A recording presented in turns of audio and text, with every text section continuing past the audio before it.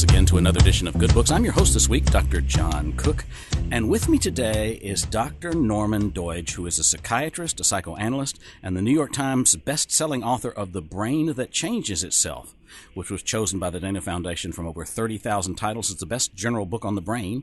He is on the research faculty for the Center for Psychoanalytic Training and Research at Columbia University's Department of Psychiatry in New York City, and on the faculty of the University of Toronto's Department of Psychiatry. He lives in Toronto. And the book is kind of a sequel to The Brain That Changes Itself. This book is called The Brain's Way of Healing, Remarkable Discoveries and Recoveries from the Frontiers of Neuroplasticity. Dr. Doidge, welcome to the program. Thanks for having me. This is exciting, and I want to do a couple of general questions and then get into the fascinating stories of healing that are in here. The first thing is, I wonder if this book is for the general public. I mean, a lot of us know someone who's had neurological damage or dealing with chronic pain or is headed towards old age when more problems exist, because it has a scientific bent to it. Yeah. Basically, my specialty is writing both for the general public and for professionals at the same time. Mm-hmm. So it's something of interest to both therapists because there are new cutting-edge things there. But I took 8 years to write it to make it crystal clear to anyone. It's possible to do that, by the way, because when you write about new things in science, you're not using jargon. Mm-hmm. There's a change in the paradigm that's happening here. We're going from having thought of the brain as being like a machine that was hardwired to one that actually can be changed. And so we can use the same language in speaking to the general public and to professionals. Yeah, that's great, and that's part of the beauty of this read, I think. I was fascinated because, you know, as I grow older, I worry about these things. And I also grew up in the 60s when they told us if a part of the brain is damaged, you just lose out. There's no hope. And we're seeing different discoveries with the what one reviewer called a tidal shift in basic science that you're talking about here. Yeah, it is a tidal shift. If I could just say, the word neuroplasticity in the subtitle, because it's these are recoveries from the frontiers of neuroplasticity. That's a big word. Neuro is for neuron, the nerve cells in the brain, and the nervous system. And plasticity means changeable, modifiable, and adaptable. Mm-hmm. And neuroplasticity is that property of the brain that allows it to change its structure and its function in response to activity. What we do in the course of our everyday lives changes brain structure, and mental experience can change brain structure. Not all brain structure all the time, but we had this view that the brain was like an electrical machine that was hardwired, and it turns out that not only is that wrong, it's actually spectacularly wrong, because the way you learn, develop skills, or even respond to injury is to form new circuits and strengthen or weaken connections between existing circuits. So your brain is actually, to use a metaphor, it's not like a hardwired machine. It's more like there's a bunch of musicians around, and sometimes they'll do pickup jazz, and sometimes the trumpet player will actually work in the local symphony as well, mm-hmm. Or in the marching band. Neurons can link with certain neurons to form circuits, and then link with other neurons to form other circuits. And this creates the opportunity for us to, first of all, strengthen neurons with activity, or strengthen circuits with activity, and reform circuits if some parts of the brain have been damaged. Mm-hmm. And that's the fascinating thing that you tell about in a number of anecdotal situations, although there's a lot of research going on and has been for years in Russia, and even the spiritual practices in the East, from meditation to judo, have been a part of this. But let's start with Neurons 101. A neuron has three parts: the dendrites, the cell body, and the axon. Let's talk about how those work together. Sure. So the cell body is where the DNA is, and it maintains the life and the infrastructure of the neuron. The dendrites look like tree branches, and they take incoming signals, pass them along a kind of cable-like thing to the cell body, and then along a long cable to other neurons, and that long cable is called the axon. So they've got an input area, a life infrastructure area, and then an output area. And they all hook up to, a neuron can be attached to many, many, many other neurons. So it's very, it can be processing lots and lots of input at once, and then it can be sending output to various places. Mm-hmm. And when it gets enough input, electrical, chemical input from other neurons, it can fire a big signal. And we've tended to say that neurons are either on or off, meaning they're firing or not firing. But this isn't quite right when you look at groups of neurons, if I can just take a moment on that. And mm-hmm. if I can explain it, readers will understand why it's possible to do much more healing than we thought. We used to think that if a person had a stroke and lost 90% of the use of their right leg, that it must have meant that 90% of the neurons involved in processing movement in the brain were either dead or those long cables were cut in some way. And that's why they lost so much function. And that's because we thought neurons were kind of like on or off. Okay, we have to distinguish two things. The only time neurons are never firing any signals is when they're dead. Mm-hmm. But in terms of on or off, when they're in the so-called off position, it's not that they're firing nothing. They're just firing slow signals most of the time. And when they're on, they're firing fast signals. So they go from beep, beep, beep to beep, beep, beep, beep, beep, that kind of thing. Mm-hmm. Now, when there is brain damage or some kind of brain disease, and this includes many, many kinds of brain disease, not just one or two, some neurons may be dead. Some neurons that were receiving signals from those dead neurons are suddenly kind of like non-functioning, dormant, offline for a while. So they're underfunctioning. Some neurons are sick. They may not have been killed, but they're firing at irregular rates, creating a lot of noise in the brain. Mm-hmm. And other neurons are healthy, but they're getting input from those noisy neurons. So you put all of this together, and after a stroke or various kinds of brain diseases, including certain kinds of learning disorders, Parkinson's, aspects of depression, multiple sclerosis, stroke, traumatic brain injury, what you really have is a noisy brain that's poorly synchronized, and not nearly as many dead cells as people thought. And in this book, I describe ways of resynchronizing the noisy brain. It's as though we thought that in the brain there's only one thing. If the brain was like the heart, there was only one problem it could have. It could have a heart attack, mm-hmm. And cells would die. Mm-hmm. But in fact, it can also have what we call arrhythmias. You know, it can be out of sync. And we can now use energy, and I mean very natural forms of energy, like sound, light, very, very, very low levels of electrical energy to non-invasively resynchronize the brain in a lot of these conditions and give people some pretty quick relief. People who were told they would never get better. Yes, and that's the miracle of some of the stories in here, and I want to get to some of those, but I want to lay a little bit more groundwork about the laws of neuroplasticity. We talked about how the neuron is structured and the fact that it sends electric signals, both inhibitors as well as signals. Excitatory and inhibitory signals, yeah. Through the neurotransmitters, passes through the synapse. But one of the fundamental laws is that neurons that fire together wire together, and we used to talk about that in classes of mine, about neural pathways, that mm-hmm. When people learn something, then they burn a neural pathway. Yes. And so we can make new circuits by timing of input. Mm-hmm. If you want to make a circuit for, let's say, I'm reading a story to my son or grandson about the man with the yellow hat. Some neurons in the visual cortex pick up yellow, and they fire. At the same time that the child sees his picture on the page, there's the shape of the hat and the man's long, thin, body.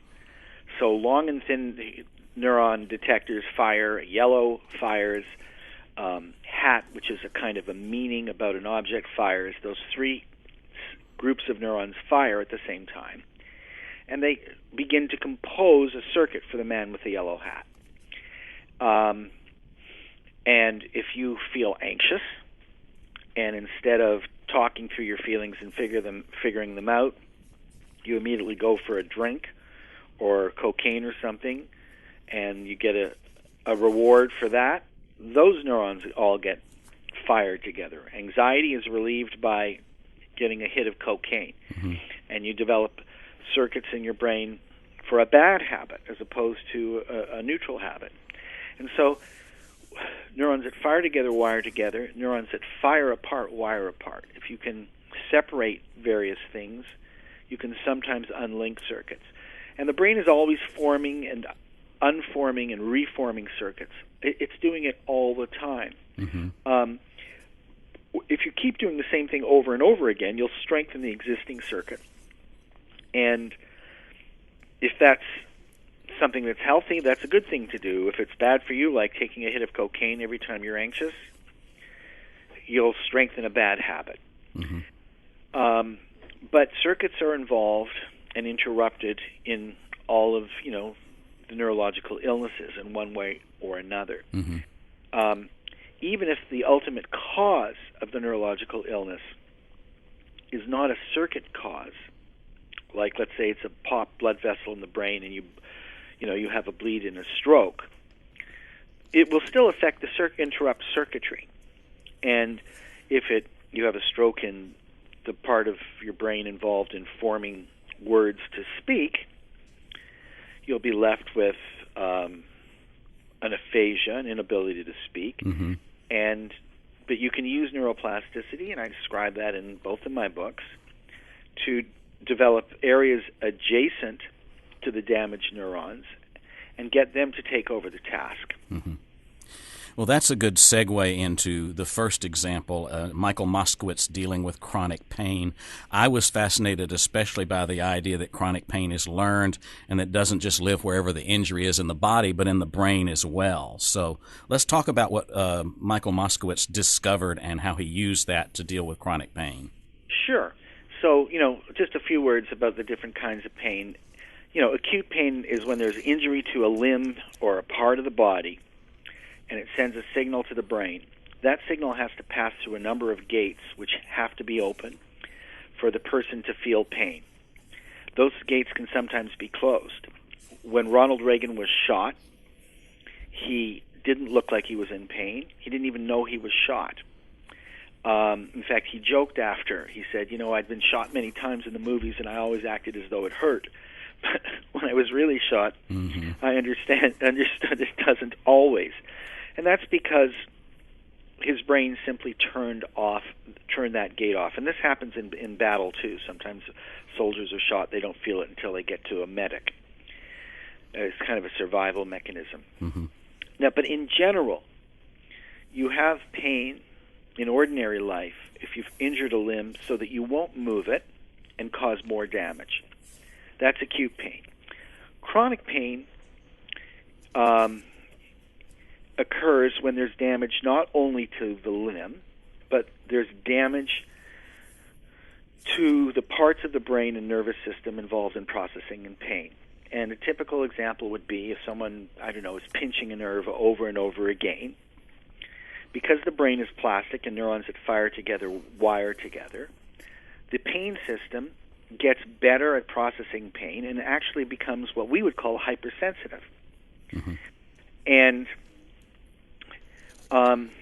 what's happening in the brain is the map for processing pain expands. So here's Moskowitz's story. He had two huge life lessons that led to the development of this new mental treatment for pain. He's a bit of a Huck Finish character, and just before July 4th, a number of years ago, there was a parade that used military tanks that were stored just outside the San Rafael dump in California. And though middle-aged, he climbed up on the tank, and he went to jump off, and his corduroys were caught by a piece of metal, and he heard 3 popping sounds of his femur, the longest bone in the body, cracking. And he lay on the ground, 10 out of 10 pain, as he was a psychiatrist and a pain physician. And 10 out of 10 is like being dropped in boiling oil, the way pain physicians discuss it. Mm-hmm. And he was bleeding into his leg. He would have died if the ambulance didn't get there. His leg was as big as his waist. But he discovered something as he was lying there. If he didn't move for an entire minute, that 10 out of 10 pain went down to a 0. So he lived out the gate theory of pain, or the Ronald Reagan experience, which he had taught his residents existed. But then he saw, my goodness, my brain really can turn off pain, just as the gate theory says, without medication, without injecting nerves with nerve blocks. He never forgot that. Mm-hmm. Then he was water skiing with his daughters on an inflatable tube, actually. He flipped over and he got a neck injury. It was initially an acute injury, but then it became chronic, expanding to his head, his shoulders, and his back. 8 out of 10, disabling. He couldn't work many times. Around this time, neuroplasticity was being talked about more, and he read 15,000 pages of it. And being a pain physician, he understood the following. It's not the case that there's just like one pain center in the brain, as most people might assume. There's actually about a dozen of them. And most of those areas, interestingly enough, don't just process pain. They dual task. So listeners may have noted that when they're in pain, they're often cranky. And that's because one of the areas processes both pain and emotion. And basically about 20% of that map that would normally process emotion gets hijacked for processing pain. Mm-hmm. So there are other such areas. You can't pay attention when you're in pain, and so on and so forth, and these are dual processing areas too. He found 2 dual processing areas for imagery. So it's strange but true that there are parts of the brain that process both imagery and pain. And he resolved, since those maps would have been hijacked, that every time he got the slightest attack of chronic pain, which was initially always, he would force himself to use imagery and imagine something. It did not matter what he imagined. But since he had never done this before, he chose to imagine something that would keep him on task. And he basically just thought of 3 brain scans: the brain not in pain, the brain in acute pain, which was these dozen areas with pinpricks lighting up on a brain scan, and the brain in chronic pain, where these areas light up like supernovas. And he simply forced himself to either look at pictures of these scans or imagine them, and he imagined dimming down the pain. After a couple of weeks, he had only brief moments where he didn't have chronic pain. Mm-hmm. After a couple of months, significant periods. And by the way, throughout this, he was on high doses of medication. He'd been tried on all the known heavy-duty medications for pain and complementary treatments, and they didn't touch it, or not very much.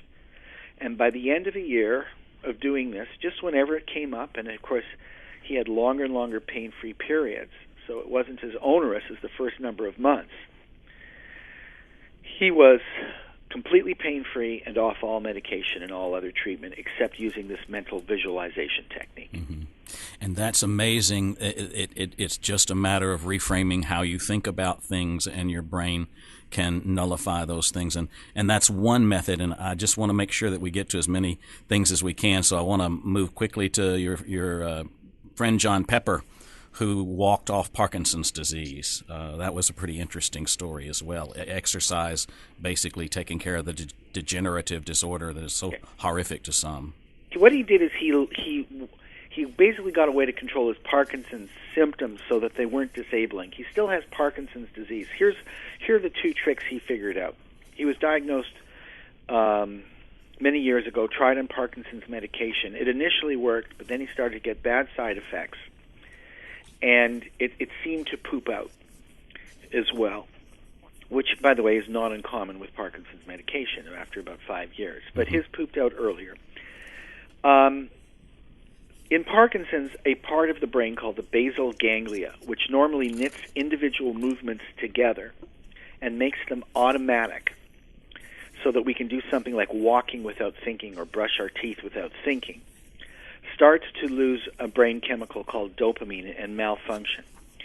He discovered he could use another part of his brain, his frontal lobe, if he paid attention to each individual component of the movement. So, walking's got about 10 components to it. You shift your weight to your left foot. You start to raise your right foot at the hip. You swing forward below the knee. You shift your weight forward and land on your foot. Okay. He learned if he paid attention to each individual movement, called conscious walking by John Pepper, he actually could do some walking. Then he learned by trial and error that it was possible to walk too much and too little. If he walked too much, he would not get better because the Parkinson's brain needs a lot of rest. He found the exact dose of walking that was necessary, and when we walk, we trigger brain growth factors that help the brain in general to consolidate those connections between neurons, and we even trigger some new cells in the brain in areas involved in memory. Mm-hmm.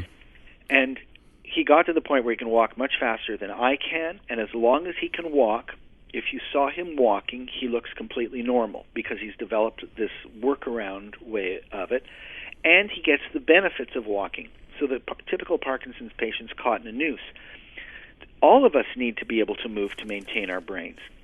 The reason for it is that there's a complete tie-in to movement and brain health because when animals go on long walks, they do so because they're fleeing one environment for lack of food or because there's a predator going to an unexplored territory. This new environment they're going to have to do a lot of learning in, and the brain responding to the exertion of walking triggers these new cells and growth factors. But if you've got Parkinson's or you're in a wheelchair, you can't maintain your brain the normal way with these growth factors. So he found a way around that. And if you saw him walking, you wouldn't know he's got Parkinson's. But if you went to his neurologist and you examined him, you would see he actually has the subtle signs of Parkinson's. But he basically got his life back. Mm-hmm. And he hasn't really deteriorated. Yeah, you and he's off medication, by the way. Yeah, you mentioned seeing him again at a very late age, and one of the things that impresses me about this book, and we probably won't get into that because we have so little time, and I want to talk about some of these other miracles, is how interesting the stories are behind the lives of these folks. From a Russian Jew who walked to Israel to Moskowitz's experiences in South Africa, dealing with the various changes that were going on socially at the time. There's a lot of interesting stories there, and that to me is a part of it, how certain people, because of their discipline, mental discipline, or the things they learned along the way in life, were able to help create and or develop these techniques. But I do want to get to a couple of things that fascinated me, especially cool lasers and music in particular. Can we talk about rewiring the brain with light a little bit? Sure. There are two kinds of lasers. Lasers were discovered in 1960 by Theodore Maiman. The original lasers that came to light were hot lasers that can cut. Goldfinger in, I think, 63 or 64 is about to use a laser to cut James Bond in half. That's what most people think about when they think about lasers. But cool lasers, which in other words don't give off heat, or low-intensity lasers is another name for them, it was early on discovered actually promote healing. They send energy to the mitochondria, which are little organelles within our cells that are like the powerhouses of the cell. They take chronic inflammation and unblock it. They also decrease pain, but most importantly, they foster healing. Look, the ancient Egyptians discovered, or knew, not discovered, that light was essential for growth and healing.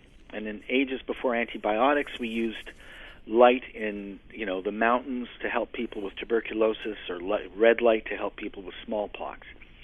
There's a whole history of using light to heal. But that history got buried with the age of antibiotics, which, by the way, may be ending soon with antibiotic resistance. Right.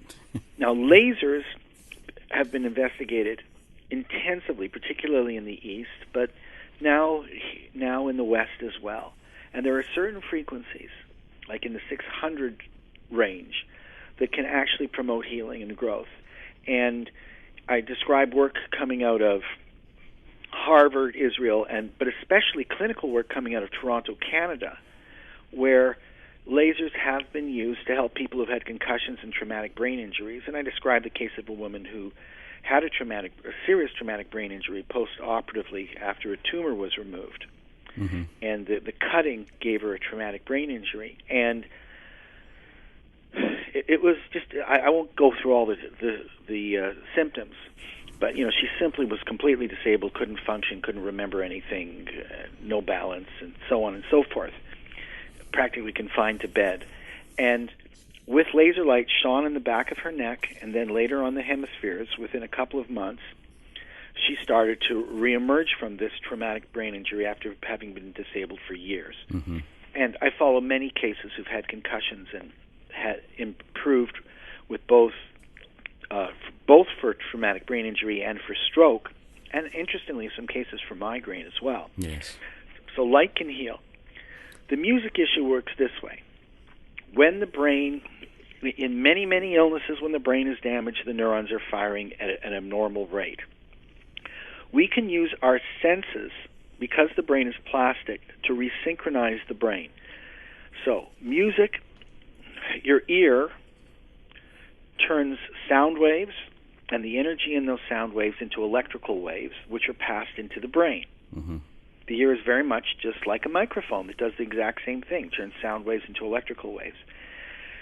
Kids with autism, attention deficit disorder, many forms of dyslexia have what I call noisy brains. They're poorly synchronized. Mm-hmm. Autistic kids, it's very obvious. They're very frequently hypersensitive to sound. They've lost control, or their brains have lost control of input. And so I know time is very short, but I've seen a number of cases now where autistic kids come in with sensory deficits, sensory hypersensitivity to sound. You quiet that down, and you discover that they are become very interested in relating. Mm-hmm. And that's because when you're hypersensitive to sound, you're constantly in a fight or flight reaction. And your nervous system, it can't even engage emotionally. So relationships improve. And of course, if you're hypersensitive to sound, you can't develop language properly. And language improves. Mm-hmm. Yeah, this is so rich with so many wonderful examples. I think about the laser examples other than neurological cures for herpes and shingles and burns and disfiguring psoriasis and osteoarthritis and hamstrings, and the music curing autistics is just fascinating. I think we only have about a minute or so left, but I did want to address the fact that I worried as I read this book with all these miraculous studies that are going on that the pharmaceutical industry wouldn't want the rest of the world to know about these cures. What do you say about that? Well, I can't speak for them, but a number of the things that I talk about, there are no drugs for. Mm-hmm. There are no drugs to help people with traumatic brain injury, except maybe supposedly to help them sleep, but those don't really work. There's no drugs for stroke. There are clot busters if you get a stroke, which are fantastic, perhaps. Do you know what I mean? Yes. But there's no drug for autism. There's no drug for learning disorders. So in a civilized I can't say how others are going to react to this. Mm-hmm. If they have a child with a learning disorder, they may in fact be very interested in it. Yeah. But again, that's a whole other political question. Right. It really is political. I didn't mean to get that way. people. If you go into medicine for the right reason, you work for your patient. Right. And if we come across things that can help people, we just have to get the word out. Yes, indeed. That's a great epilogue. We've been talking with Dr. Norman Doidge, who's writing a fascinating book that is cover to cover a great read. It's entitled The Brain's Way of Healing, and I encourage everyone to pick it up and learn more about this. I'm your host, Dr. John Cook. Remember that Good Books Radio is underwritten by audiobooks.com. You can try one for free. And if you don't catch us on our radio program broadcast 4 times a week, you can also find us on YouTube at Good Books Radio, Strong and Cook. Thank you so much for listening. Have a great day.